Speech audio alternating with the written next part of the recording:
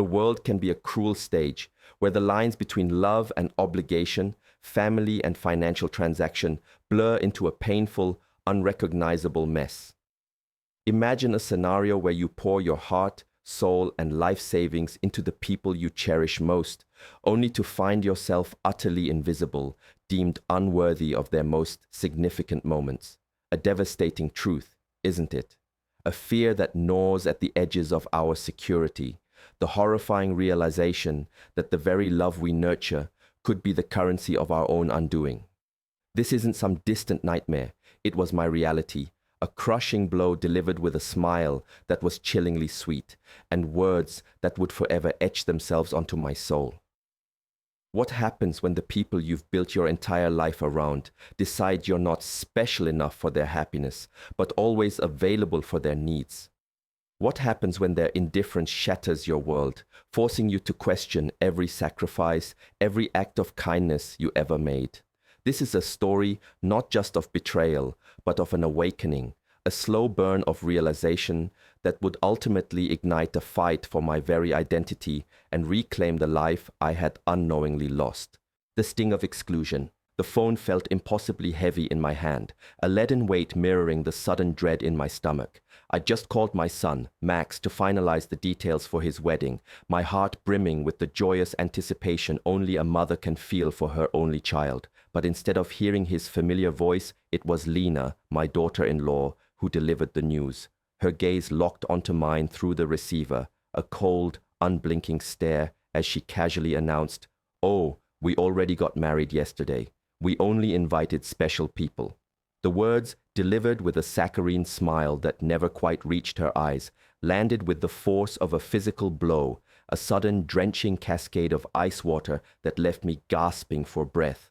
Special people. The phrase echoed, twisted and venomous in the sudden silence of my living room. I stood there, utterly paralyzed, the phone now a 1,000-pound anchor, watching Max deliberately avoid my gaze, his shame a stark contrast to Lena's unsettling composure as she settled onto the very sofa I had bought for them, making herself entirely at home in my house.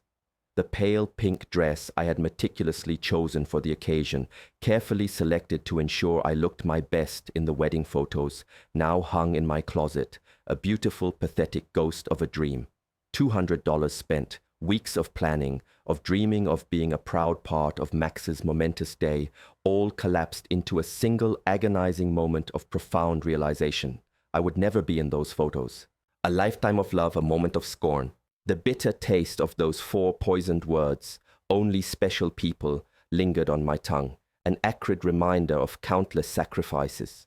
For 3 long years, I had been their silent benefactor, the reliable source of every comfort they enjoyed. $500 a month for their rent, an astronomical sum that ate into my meager retirement savings.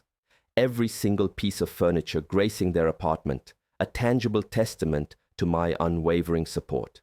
Their refrigerator never empty, always stocked by my hand, a constant reminder that I was there to fill their void. I had diligently put aside an extra $1,000, a generous wedding gift meant to launch them into their new life. I had called my sister Diana in Chicago, brimming with excitement, to share the joyful news, eagerly anticipating the family celebration. My house, cleaned from top to bottom, gleamed with the hope that they might choose to celebrate with me after the ceremony, a small gathering to mark such a significant milestone. All of it, every penny, every effort, every hopeful dream, shattered in a single callous pronouncement. Max finally mustered the courage to meet my eyes, his voice a stilted, rehearsed monotone. "Mom, it was an intimate thing, very small, just the 2 of us and the witnesses." A transparent lie, instantly exposed by the vibrant celebratory pictures already plastered across social media. I saw Lena's parents, beaming with pride, posing beside the newly married couple, her siblings, glasses raised in a champagne toast, and Lena herself, resplendent in a white dress, a dress I had unknowingly helped finance with the $800 I'd given her just last month for personal expenses. Every image was a fresh stab, a vivid display of everything I wasn't supposed to see, everything I had been deliberately excluded from. The audacity of entitlement. A week later, exactly 7 days after that brutal public humiliation, my phone rang. It was Lena, but this time her voice was a stark departure from the confident, dismissive tone she had used to banish me from their wedding.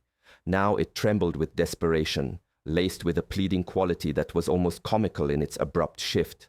Heng Yi, she stammered, the faint sweetness barely masking her panic. The rent is overdue. The landlord is pressuring us, threatening eviction if we don't pay this week. You forgot to make the transfer. Her voice wavered, as if the very foundations of her world were crumbling. I listened in stunned silence, a whirlwind of memories flooding my mind. The countless hurried trips to the bank, my own plans cancelled, my evenings sacrificed, all to ensure they had a roof over their heads. The frugal meals of beans and rice I'd endured, stretching my own budget to funnel money into their desires. And now, after they had so cruelly shut me out of the most important moment of their lives, they had the unmitigated audacity to call, as if nothing had transpired, as if my generosity was an immutable law of nature. A calm I didn't recognize, a surprising steel settled over me. "Lena," I said, my voice steady, betraying none of the turmoil within. "Didn't I warn you that I only help special people?" The ensuing silence on the other end was absolute, so profound I could hear the frantic beat of my own heart. For the first time in years, it was not my voice that trembled, but hers. "Heng Yi, I don't understand," she stammered, caught off guard. "We were always special to you. You're like a second mom to me." Lies, all of it. Manipulative, saccharine lies, wrapped in that same sweet voice she reserved exclusively for when she needed something. The very voice she had used to coax money from me for their wedding dress, their honeymoon, their rings, funds I had provided, utterly oblivious that I would never witness the ceremony where those very rings were exchanged. Awakening from a long slumber, for far too many years, my life had been a delicate tightrope walk, each word, each gesture, each gift meticulously weighed and measured, a desperate plea for a crumb of affection from my own son. I had perfected the role of the perfect mother, the obliging mother-in-law, the silent provider who swallowed every slight, every indignity when they treated me as though I were utterly invisible. But Lena's phrase, "only special people," had struck a raw nerve, awakening something deep within me that had lain dormant for far too long. A quiet, furious resentment began to simmer. My mind, sharp and clear, began to tally the financial cost of this unspoken contract. Over 3 years, between rent, groceries, countless gifts, unexpected emergencies, and their endless whims, the sum was staggering, well over $20,000. Money siphoned from my retirement fund, from my hard-earned savings, from the legacy my beloved late husband had carefully left behind to ensure my peace and security in my twilight years. And for what? To be treated as an unwanted stranger on the most significant day of my only son's life. That night, after I finally hung up the phone, I sat on my bed, and for the first time in memory, I cried. But these were not tears of sadness or self-pity. They were hot, angry tears, a volcanic eruption of accumulated frustration, years of silently endured humiliation finally finding their release. I cried for all the times they had made me feel my love was a burden, my presence a hindrance, my money the only value I possessed. I cried for the foolish mother I had been, for the woman who had utterly lost herself, desperately trying to be indispensable to those who so clearly deemed her utterly dispensable. Rebuilding my walls. When I awoke the next morning, something fundamental had shifted within me. It wasn't merely the lingering pain of betrayal. It was something far deeper, colder, and undeniably resolute. I rose and walked to the bathroom mirror, gazing at my reflection. The same tired eyes stared back, the same network of wrinkles charting a lifetime of giving love without true reciprocation. But beneath the familiar surface, a new glint emerged, a hardness I didn't immediately recognize, a steely determination that had been buried beneath years of automatic compliance. I went to the kitchen and made coffee, a ritual I had performed every morning for 40 years. But this morning, a significant difference emerged. I didn't think about calling Max to ask about his sleep. I didn't instinctively check my phone, anticipating an apology for the previous day's crushing humiliation.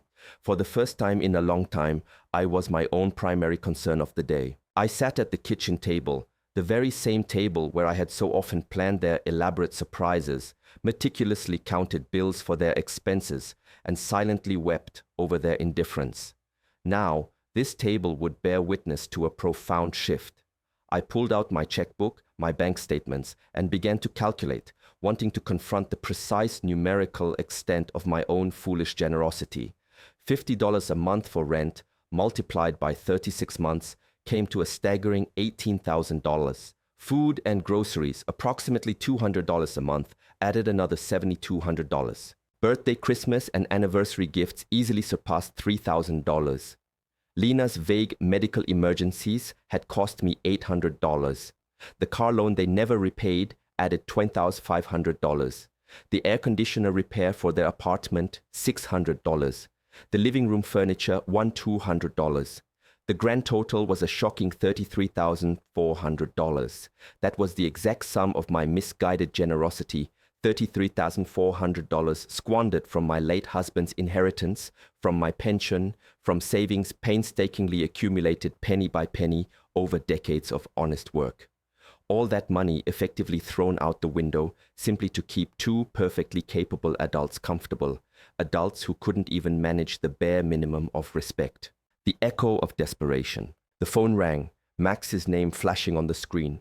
Ordinarily, my heart would have pounded and I would have rushed to answer, clinging to the desperate hope of an apology, an explanation that everything had been a grave misunderstanding. But this time, I let it ring. Once, twice, 3 times. The silence that followed felt like a powerful victory. I calmly continued sipping my coffee as if nothing had happened. 10 minutes later, it rang again, Lena's name now illuminating the display. I let that ring too. Then, a text message from Max.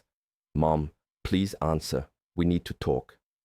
I deleted the message without a second thought, without a single reply. Around 2 in the afternoon, I decided to go for a walk, an act of pure selfish liberation I hadn't indulged in for months without a specific Max or Lena-related purpose. It was always the bank for transfers, the supermarket for their obscure needs, the pharmacy for Lena's perpetual medications. Today, I walked simply because I desired to. I strolled past the park where I had so often brought Max as a child, memories of that sweet boy who would hug me tightly and declare me the best mom in the world flickering through my mind. When had he transformed into this man who now treated me as an ATM with inconvenient emotions? When had I started confusing love with money? When had I begun to believe I had to purchase my own son's affection? At the bank, the very institution where I had so dutifully set up those automatic transfers, I paused before the entrance. Mr. Glenn, the branch manager, whom I had known for years, saw me through the glass and waved. He had processed every one of those transfers to Max and Lena, watched my account steadily drain month after month to inflate theirs. I walked directly to his office. "Mr. Klein," I stated, my voice firm, "I need to cancel all the automatic transfers I have programmed." He looked at me, genuinely surprised. For 3 years, those transfers had been as reliable as the sunrise. "Are you sure, Miss Shiheng-yi? Did something happen?" His concern was entirely genuine, far more so than any interest Max had ever shown in me. "What happened is that I finally opened my eyes," I replied. "I want to cancel everything, and I also want information on how to protect my accounts. I don't want anyone else to have access to my money." While Mr. Klein efficiently processed the cancellations, my phone continued its relentless assault. Max, Lena, Max again. It was as if they possessed a sonar, instantly detecting when their lucrative source of income was threatened. I turned the phone off completely.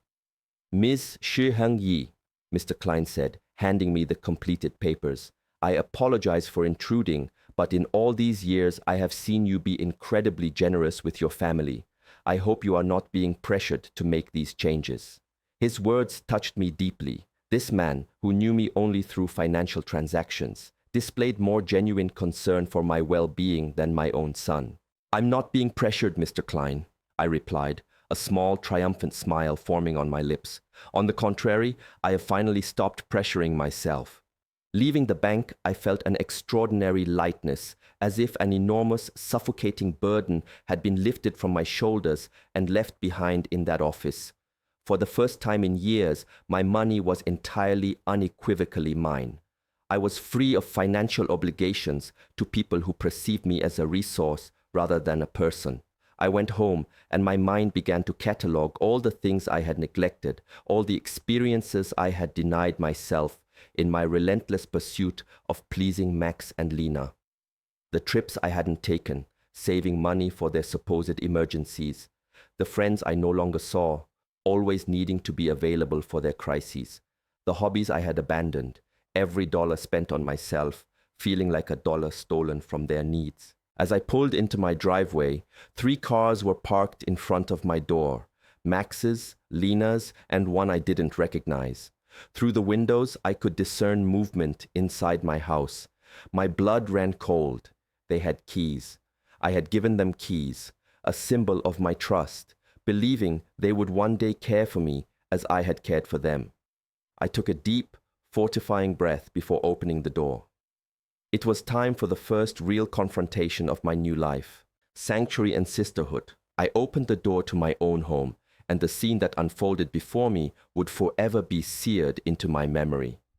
Max sat slumped on my sofa, his head buried in his hands. Lena paced back and forth like a caged animal, and an older man I didn't recognize sat at my dining table, casually sifting through papers, my personal documents. "What is happening here?" I asked, my voice surprisingly steady and louder than I anticipated. All 3 of them looked up, startled, as if I were the intruder in my own house. Lena, ever the first to react, spoke, her voice laced with the same desperate urgency I had heard on the phone. "Heng Yi, thank God you're here. We need to talk. Mr. Fisher is from the law firm we consulted about your situation." "My situation?" The question escaped my lips, imbued with a calm that even surprised myself. "What situation? I'm doing perfectly fine." Max finally lifted his head, those eyes that once held the innocence of a child, now reflecting only financial panic. "Mom, we went to the bank and they told us you cancelled all the transfers. Mr. Klein explained that you also blocked our access to your accounts. We don't understand why you did that." Mr. Fisher, a man in his 50s dressed in a sharp grey suit, approached me with an outstretched hand and a smile that inspired no confidence whatsoever. "Miss Heng Yi, I am Dr. Fisher, a family law attorney. Your children are concerned about your mental well-being and have asked me to assess the situation." I didn't shake his hand. Instead, I walked directly to my dining table and collected my documents, which he had been reviewing without my permission. "These are my private papers," I stated. "You have no right to look at them without my consent."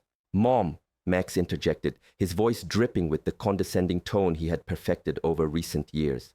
"We're worried about you. Your behavior has been very strange lately. First, you financially cut us off without an explanation. Then, you don't answer our calls. We think you might need professional help." Lena, ever the manipulator, approached, attempting to take my hand with that fake tenderness she reserved for moments of desperate need. "Heng Yi, honey, we know you're under a lot of stress. Maybe the loneliness is affecting you more than you think. At your age, episodes of confusion are normal." The word confusion resonated in my head like a blaring alarm bell. Suddenly, the entire insidious plan crystallized. They weren't there to help me. They were there to declare me mentally incompetent, to seize control of my finances. The very woman who had told me only special people were invited to her wedding was now treating me like a senile old woman. "I am not confused," I declared, a newfound firmness in my voice that silenced all 3 of them. "I am clearer than I have been in years, and all 3 of you are going to leave my house right now.